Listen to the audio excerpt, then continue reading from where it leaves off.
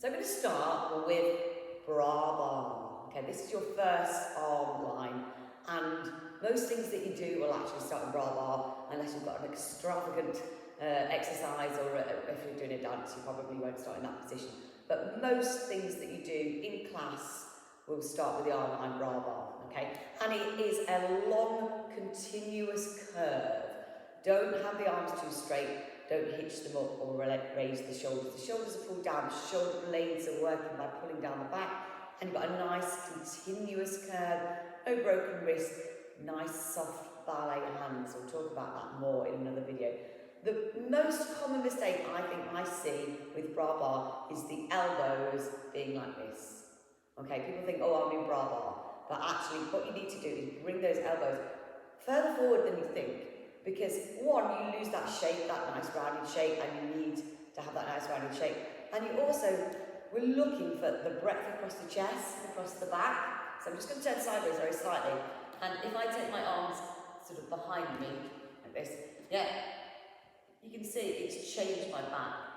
Yeah, I want to bring them forward. We're looking to be nice and flat and have lots of breadth across the chest and across the back, being as flat as we can be. So make sure, what you do, I self-check that those arms are not, or the elbows should say, are not behind you, right? They are forward, a little bit further forward than you probably think, and then you've got that lovely rounded shape and a nice long posture.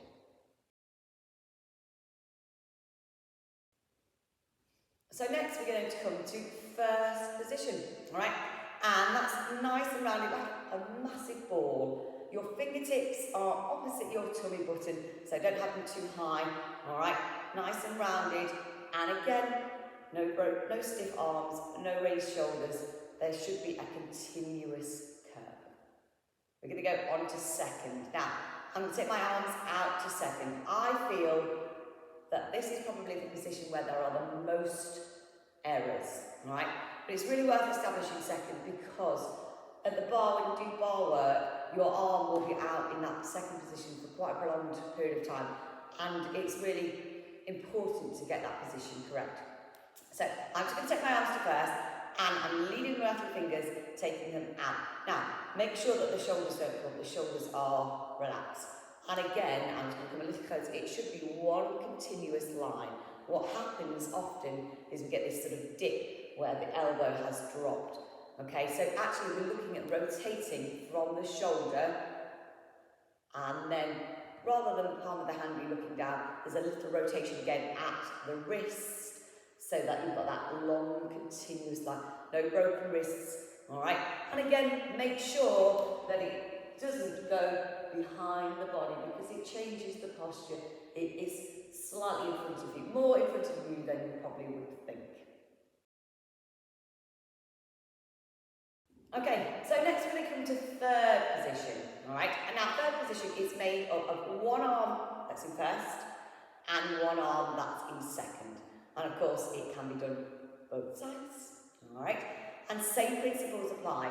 You've got that arm that's supported, rotated at the shoulder, elbow supported, continuous line, not behind the body.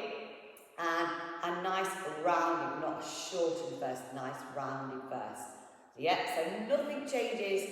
You've just got one arm that's in first and one arm that's in second.